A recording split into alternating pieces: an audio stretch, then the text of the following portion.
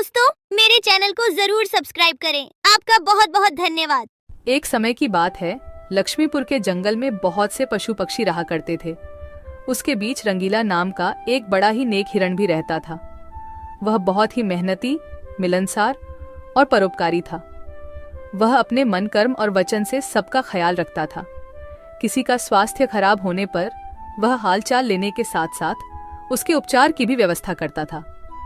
वह जहां रहता था वहां अपने मेहनत से चारों तरफ हरियाली रहता था। एक बार रंगीला स्वयं बीमार पड़ गया। उसे ऐसा बुखार चढ़ा कि उतरने का नाम ही नहीं ले रहा था। उसने स्वयं कुछ जड़ी बूटियां खाई, लेकिन कोई लाभ नहीं हुआ। उनकी बीमारी की खबर पूरा जंगल में फैल गई थी, लेकिन उसे देखने के लिए कोई नहीं आया। तब उसका मन अधिक मुरझा गया। उसे उठा नहीं जा रहा था। फिर भी वह उठकर थोड़ा आगे आया और उसने देखा कि 2 हिरण उनके इलाके में आ गए थे। वह उनके बड़ी बड़ी हरी हरी घास खा रही थी। उन्होंने जब रंगीला को देखी तो मुस्कुराने लगी। अरे रंगीला, कैसी है तुम्हारी तबीयत? हम लोग तो तुमसे ही मिलने आए हैं, तुम्हारा हालचाल जानने आए हैं।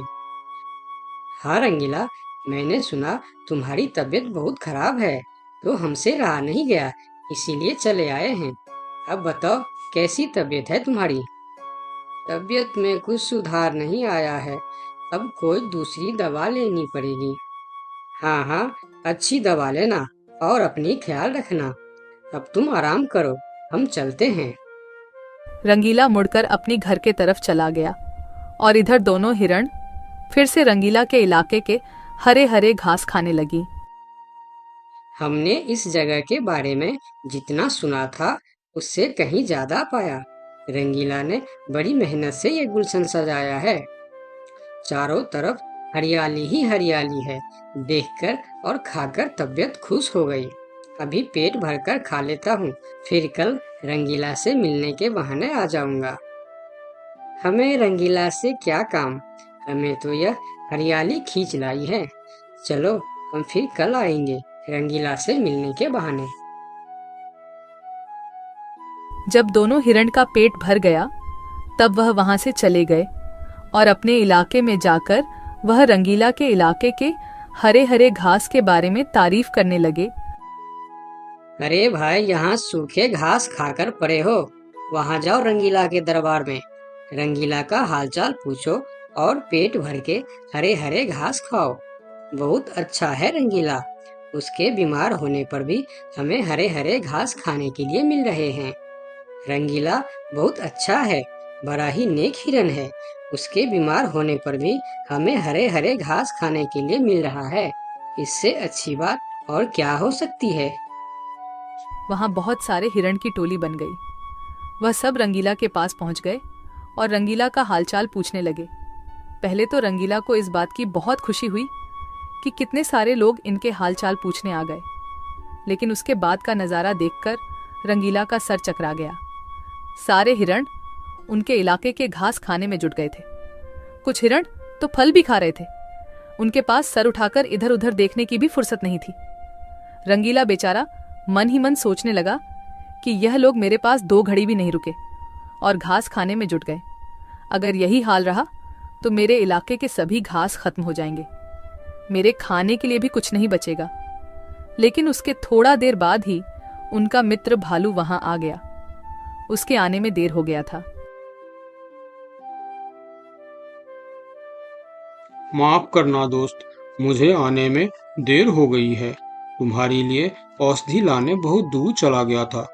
औषधि तो मिल गई, लेकिन आने में थोड़ी देर हो गई। ये जड़ी बूटी तुम जल्दी खा लो और जल्दी से ठीक हो जाओ मेरे दोस्त। रंगीला ने वह औषधि खाई और कुछ देर बाद ही उसे आराम मिलने लगा। उसका दोस्त भालू उनके साथ ही रुका रहा और 2 दिन के बाद रंगीला का तबीयत ठीक हो गई। लेकिन उनके खाने के लिए न कोई घास बचा था, न कोई फल बची थी। उनकी सारी मेहनत पर पानी फिर गया था। वह बहुत उदास हो गया। दोस्त रंगीला, मैं जानता हूँ ये मतलब का संसार है। ज्यादातर यहाँ सब दोस्ती दिखावा का ही करते हैं। सब अपने फायदे की सोचता है। तुम चिंता मत करो, हम दोनों मिलकर यहाँ फिर से अपना गुलशन सजाएंगे, एक नई दुनिया बनाएंगे। इस कहानी से हमें यह सीख मिलती है कि मन में कपट रखने वाला मित्र शत्रु से भी ज्यादा खतरनाक होता है। दोस्तों, मेरे चैनल को जरूर सब्सक्राइब करें। आपका बहुत बहुत धन्यवाद। सरयू नदी के पास एक बहुत बड़ा जंगल था। उस जंगल में काफी सारी जानवर रहते थे जो प्यास लगने पर नदी में आकर पानी पीते थे। नदी के दूसरे किनारे पर एक और छोटा सा जंगल था जहां बहुत कम जानवर थी। एक दिन बड़ी जंगल का छोटा खरगोश सरयू नदी के पास आकर पानी पी रहा होता है। तभी नदी के दूसरी ओर खड़ा एक बाघ उसे देख रहा होता है। यह खरगोश आज मेरा भोजन बन सकता है। वैसे भी मेरे जंगल में अब शिकार करने लायक जानवर बचा भी नहीं है। क्यों न मैं नदी के उस पार वाले जंगल में जाकर शिकार करूं। और वैसे भी वह जंगल बहुत बड़ा है और वहां का शेर भी मूर्ख और शाकाहारी है। पता नहीं ऐसे शेर मर क्यों नहीं जाते। बाघ खरगोश को देखकर शिकार करने की सोचता है और शिकार करने की लालच में नदी के दूसरी ओर चला जाता है। अपनी ओर बाघ को आता देख खरगोश वहां से भागने लगता है, पर तभी बाघ उसे आवाज देकर रोक लेता है। अरे खरगोश, मुझे देखकर कहाँ भाग रहे हो? तसल्ली से पानी पी लो भाई। मैं तो बस तुमसे बात करने आ रहा था। क्या तुम सच बोल रहे हो? हाँ, मुझे तुम्हारे जंगल का शेर सिंह के बारे में बात करना है। मैंने सुना है कि वह तुम्हारा बहुत चिंता करता रहता है। खरगोश समझ चुका था कि बाघ उसे अपनी बातों में फुसलाने की कोशिश कर रहा है।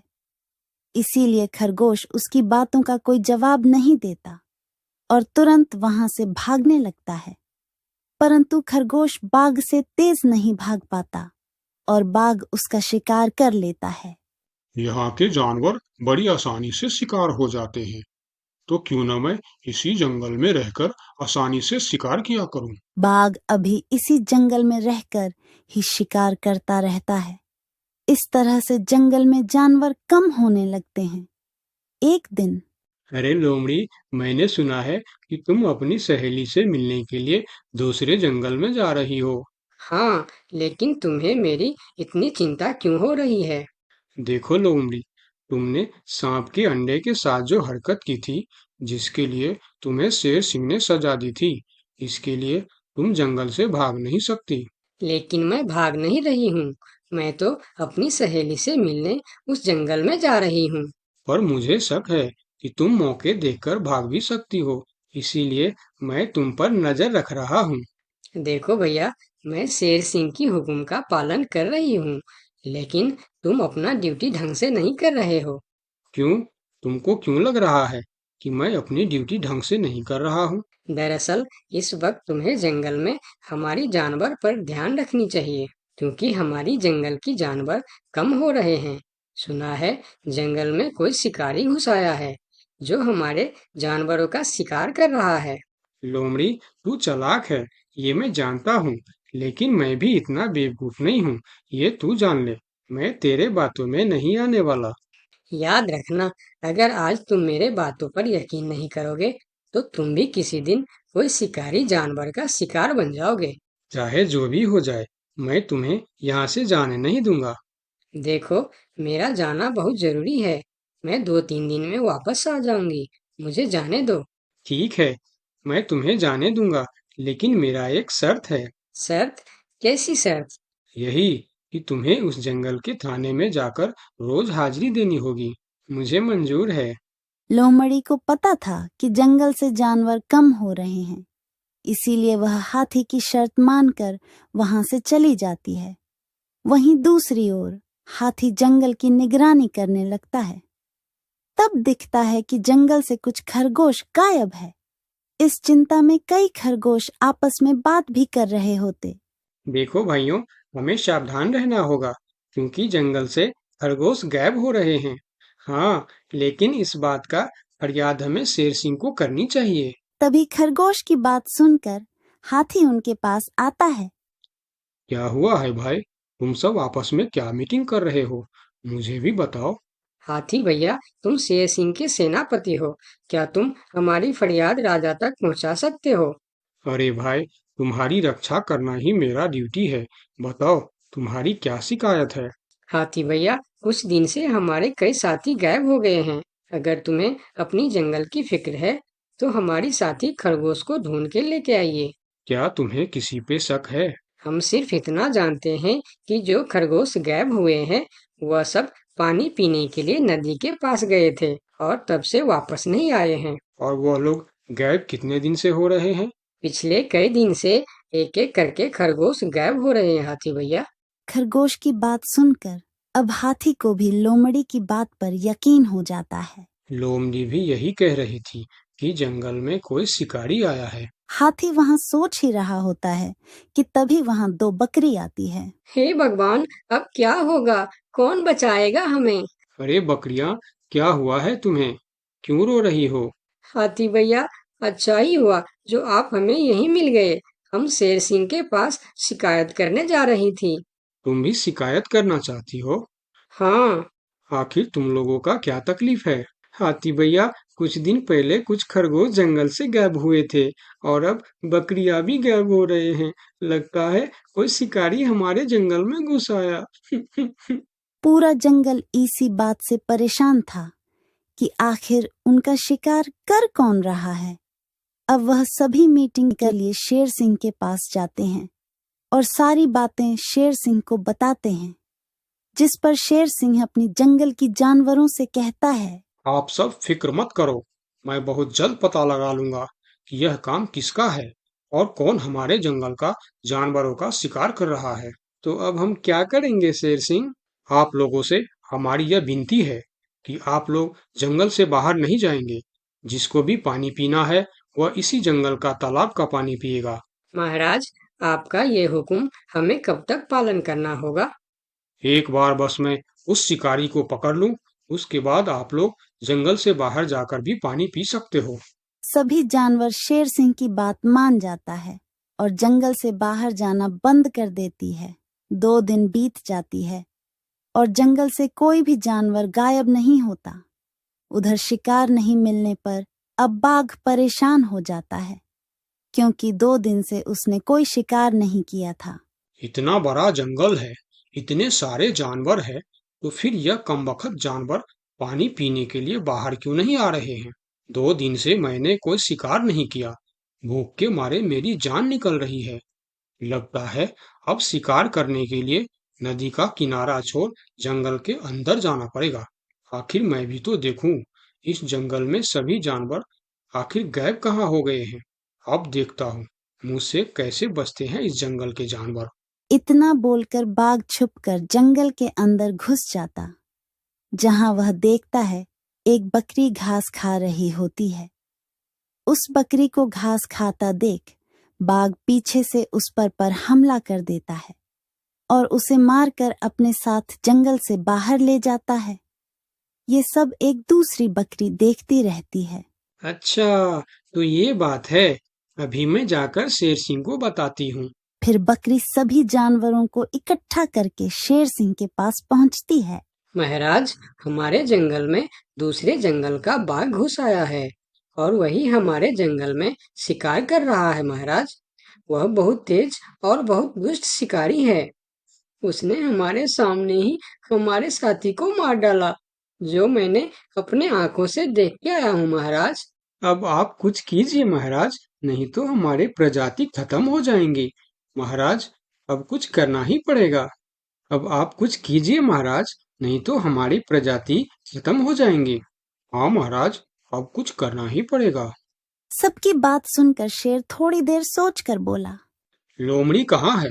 महाराज, वो नदी के उस पार वाले जंगल में गई है।